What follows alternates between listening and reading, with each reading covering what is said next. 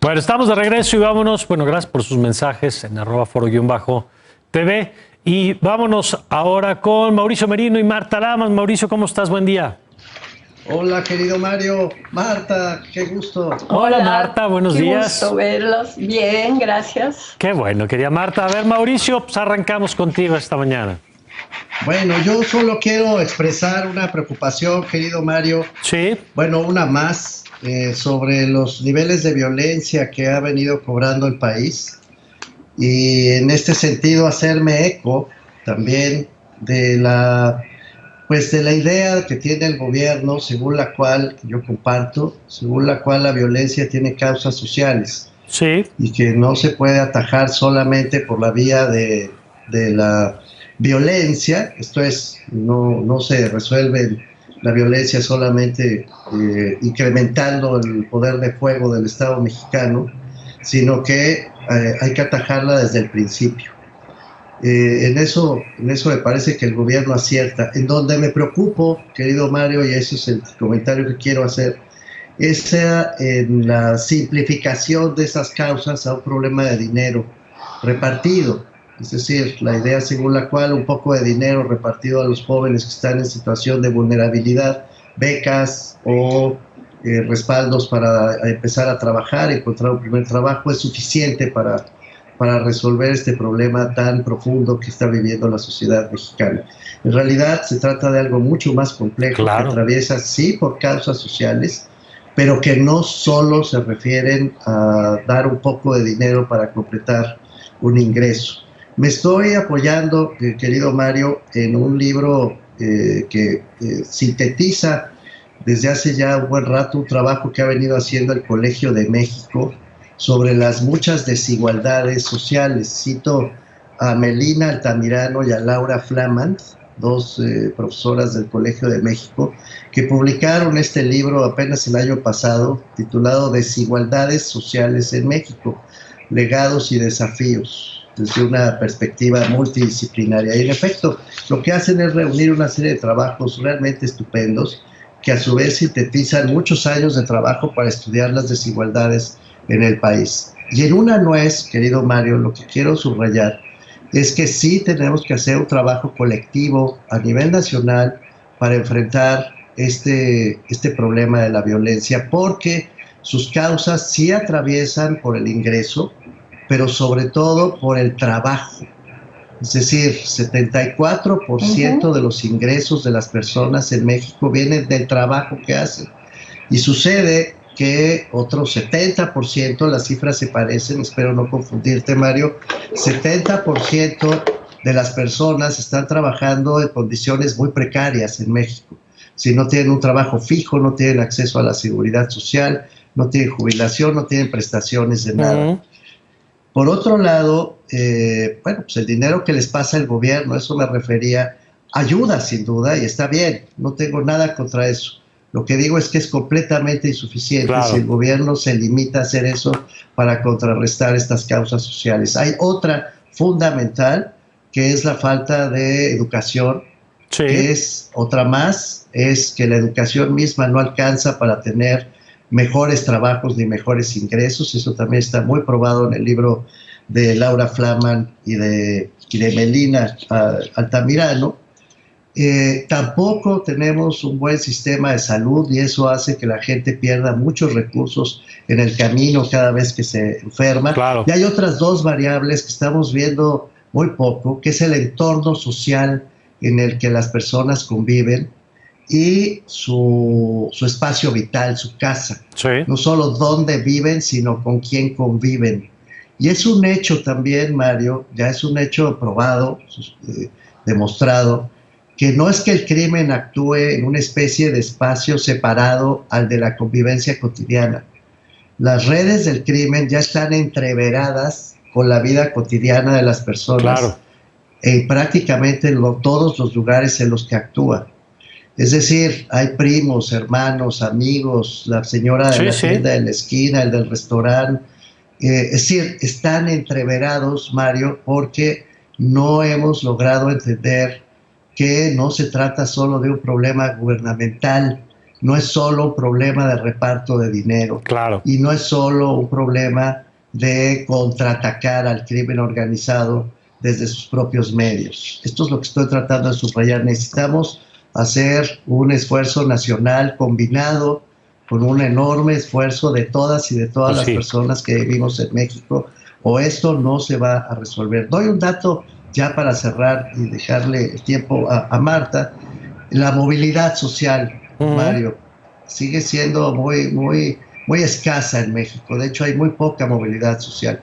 En este mismo libro se prueba, por ejemplo, que quien nace en el quintil, es decir, las personas más pobres, en un 76 de cada 100 casos se van a quedar pobres, Mario, porque ni el Estado ni la sociedad les ayudamos a salir de esa pobreza. En contrapartida, las personas que ya nacen con ingresos, en 79 de 100 casos, se van a quedar con altos ingresos, aunque hagan muy mal su proyecto de vida. Este problema de los que nacen pobres y están condenados a seguir pobres, y los ricos que nacen ricos y están condenados no, pero van a seguir ricos, pase lo que pase en la siguiente generación, pueden dilapidarlo en la tercera, pero no en la segunda generación, se van a quedar en el quintil alto. Este es un problema que atañe a toda la sociedad y que se está reflejando ya en los altísimos niveles de violencia que estamos viviendo. Entonces, en suma, Mario, ya que estamos metidos en el tema de una manera dramática, trágica, diría yo, creo que es un buen momento para llamarnos mutuamente la atención e insistir. La paz no es la ausencia de violencia. La paz es una construcción colectiva que atraviesa por ofrecer expectativa, paz y una convivencia sana a todas las personas. Y eso no lo estamos haciendo. No lo estamos haciendo, y por eso hago eco también de lo que decía el provincial de los jesuitas ayer, a este diálogo, decía, me parece que discutir temas como estos que estás poniendo tú en la mesa ahora, Mauricio, y salir de que si, como leía algún funcionario, que si uno critica la estrategia actual del gobierno es porque extraña al PRI o al PAN. Hombre, simplificaciones de esas no conducen absolutamente a nada. Y necesitamos una discusión que incluya más elementos de la complejidad del problema de la seguridad. Gracias, Mauricio. Te lo agradezco a ti, querido Mario. Ni armas, ni reparto de dinero. Este es un esfuerzo nacional. Así es, no nada más, ese es el tema. Y vamos con Marta, que yo, por supuesto, toda la semana quería escucharte, Marta, y escucharte obviamente en este espacio, porque ya hemos visto que es un tema central lo que ha decidido la Corte de los Estados Unidos. Ya nos habías advertido que esto podía ocurrir. Finalmente se ha concretado y me interesa mucho que nos compartas tu perspectiva. Mira, yo creo que hay dos cosas fundamentales que analizar con esta resolución. La primera es una concepción, digamos, ellos la llaman originalista, de si en los textos fundadores estaba incluida la posibilidad del aborto, que no lo está obviamente, y que desde una perspectiva muy tradicionalista, como ha argumentado la Corte, pues no le toca a una Corte Constitucional hablar sobre el tema. Ellos lo que sostienen, los 6 jueces que votaron por cancelar o invalidar las dos resoluciones anteriores, Roe v. Wade de 73 y la de Casey de 92, dice pues que la Corte no tiene por qué meterse en una discusión que le corresponde al pueblo y que el pueblo debe de manifestarse a través de sus representantes, ¿no? Y bueno, frente a esta postura hay toda una tradición jurídica que plantea que las constituciones tienen que reflejar los cambios históricos, ¿no? Que el derecho cambia con el tiempo y que no se puede, digamos, remitir a lo que dijeron los padres fundadores que hicieron la Constitución. Entonces, está muy largo, muy intensa esa discusión. Pero yo quería traer con respecto a esta discusión algo que recordé que me había señalado Regina Larrea, una abogada mexicana que está en Harvard, y es como esta jueza feminista, Ruth Bader Ginsburg, que murió hace poco, Sí. ¿no? Que era muy feminista y que hizo, bueno, una serie de declaraciones, ¿no? Como la decisión de gestar o no una criatura es fundamental para la vida de cualquier mujer, de su bienestar, de su dignidad, y es una decisión de ella solamente. Y cuando el gobierno controla esa decisión, la mujer no está siendo tratada como un ser humano responsable de sus decisiones. Pero justamente antes de ser elegida jueza en la Suprema Corte, cuando ya había llegado al escalón último antes de ser jueza, en una conferencia que ella va a dar en 1993, después de que hubo la resolución sobre Casey, que es la segunda resolución que esta corte tira para abajo, ella va a dar una conferencia en la Universidad de Nueva York que se llama la Madison Lecture, que causó muchísimo escándalo al feminismo, porque ella lo que va a plantear es que había que ir más despacio y construir una arquitectura legal que protegiera la libertad reproductiva, y que Roe era un problema para hacer esto. Y decía que una cancelación como la que hacía Roe constitucional por encima de las legislaturas de todos los estados iba a tener un backlash, una reacción negativa en algún momento. Bueno, ella hace esta declaración en 1993, las feministas se ponen, digamos, en contra de ella, al grado que cuando Clinton tiene el interés de nombrarla jueza, muchos de sus asesores le dicen, vas a tener a las mujeres en contra. Ruth Bader ya venía con una trayectoria de hacer muchísimas resoluciones a favor de la igualdad entre hombres y mujeres, era una feminista asumida, y era extraño que de repente, pues por este señalamiento de que Roe estaba mal, no la fueran a nombrar. Finalmente Clinton la nombra, ¿no? Y ella va a hacer una declaración también muy interesante, diciendo que las cosas que se consiguen, digamos, brincándose etapas, al final pueden ser contraproducentes. Y también dijo que finalmente ahora con el aborto con medicamento, bueno, que en Estados Unidos se llama RU 486 y que en México es el misoprostol, que se da en las clínicas de aborto legal ya en los 9 estados en donde tenemos legalizado el aborto, ¿no? Y ella dijo que las mujeres tomen en sus manos, va a volver a la ley irrelevante.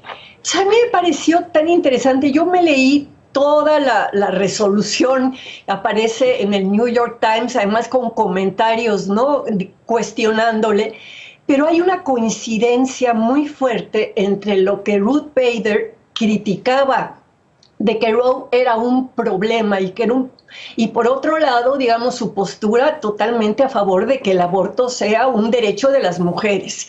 Entonces, yo ahora creo que la discusión que se está dando, ¿no?, debería de retomar este argumento de que el fin no justifica los medios, digamos, el fin de que toda mujer pueda decidir sobre si sigue o no un embarazo. Me parece que lo comparten muchísimas personas, incluso algunos de los jueces que leí, digamos, en la resolución final. Pero la manera de lograrlo sí tiene que ser en un sentido un poco como se consiguió aquí en la Ciudad de México, gradualista, de ir ampliando las causales, o con este voto de los representantes populares.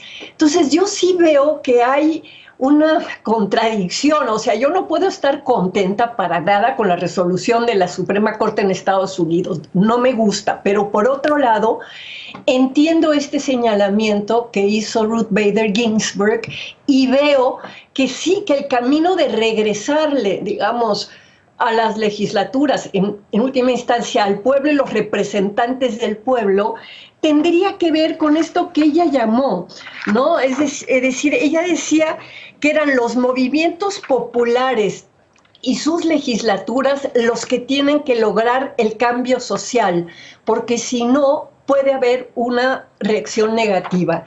Y en ese sentido regreso a mi gran discusión sobre la importancia del debate público. Es decir, ni siquiera en México ahora, con estas últimas votaciones que yo las aplaudo, de mayoría de Morena en 8 estados a partir del 2019, sí, ¿no? Pero no ha habido un debate público. No hemos vuelto a tener debates fuertes, ni en la televisión, ni en los grandes medios, sobre toda esta complejidad del problema del aborto. Entonces, bueno, creo que lo que acaba de ocurrir en Estados Unidos nos permite también en México empezar a hacer una reflexión sobre hasta dónde ganar las cosas simplemente por mayoría, sin tener este proceso de convencimiento y de discusión social, pues puede traer en un momento determinado un revés cuando cambie el partido que gobierna ese estado, ¿no? Pues eso era un poco lo que quería traer hoy a la discusión. Bueno, pues gracias, Marta. Gracias a ustedes. Gracias, Mauricio. Gracias, hasta luego. Gracias a los dos. Nosotros nos vamos a una pausa, ya sabes, muy breve, y regresamos con Mauricio Mechoulam, como todos los domingos aquí en La Agenda.